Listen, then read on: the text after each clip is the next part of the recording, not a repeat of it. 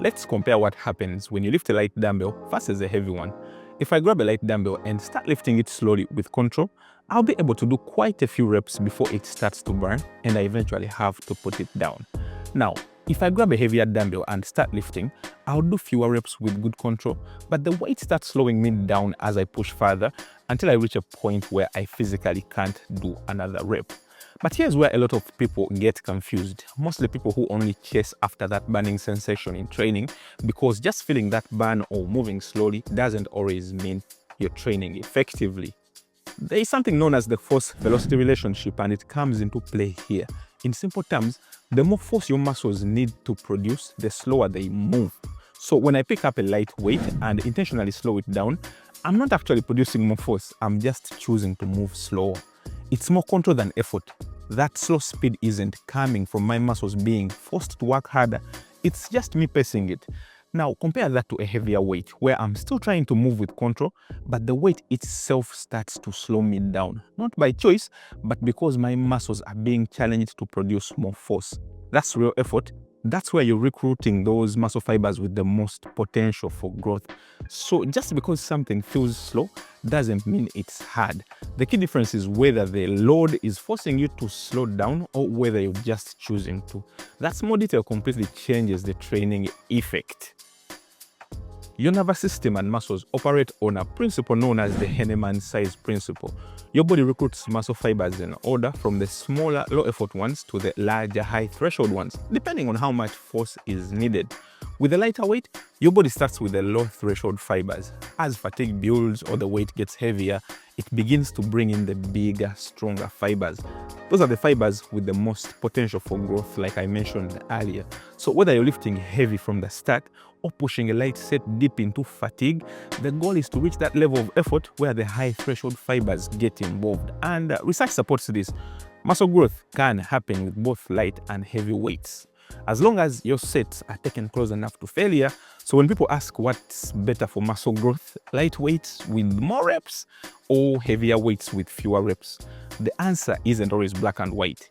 You see, a heavy weight is generally defined as something in the 85 to 95% of your 1 rep max, or what you would typically lift for 1 to 6 reps. Moderate weights fall in the 65 to 85% range, your typical 12 reps. And that's traditionally where it's always been said hypertrophy happens best. Then you have the lighter loads, under 65% of your 1 rep max, usually doing more than 12 reps going on. Now, here's where most people miss the mark. They see a program that says 8 to 12 reps, grab a weight and stop at 12. Even though they had 5 or 6 more reps in the tank, they treat the rep range like a finish line instead of a guideline. But how do you actually measure effort? The smart people thought about it and figured out a way to rate effort, and the RPE and RIR scales were given birth to. Call them the best educated guesses that we can use to guide us. RPE, or rate of perceived exertion, asks how hard a set felt on a scale of 1 to 10. Then RIR, or reps in reserve, asks how many more reps you think you could have done before failure. For muscle growth, most of your sets should land around RPE 7 to 10 or 1 to 3 reps in reserve. That's where you're pushing hard enough to trigger growth without wasting time.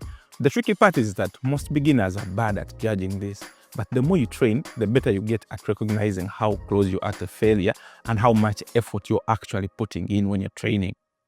Now, let's talk about picking the right weight and how to actually use these rep ranges together in a way that makes sense.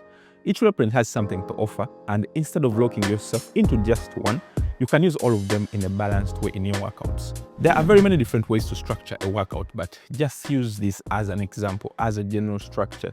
Start your workout with compound lifts, things like squats, presses, or deadlifts. These movements involve multiple muscle groups, so this is where you can push heavier loads, somewhere in the 4 to 6 rep range, using weights around 80 to 90% of your 1 rep max. The benefit here is high mechanical tension and strength development, but the downside, it's tasking.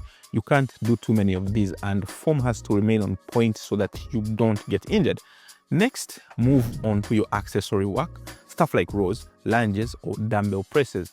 This is where moderate weights in the 8 to 12 rep range shine. You're still using solid loads, but the volume starts building here.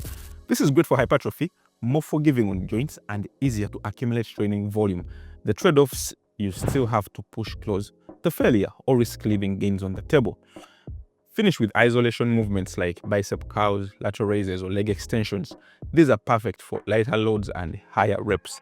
Think 12 to 20 plus reps with weights under 65% of your 1 rep max.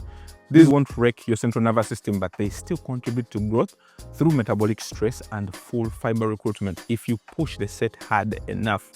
The downside, however, is they take longer to fatigue you, so the burn can be very, very brutal. So instead of asking which rep range is best or pitching heavy weights versus light weights, ask yourself, how do I use each one well?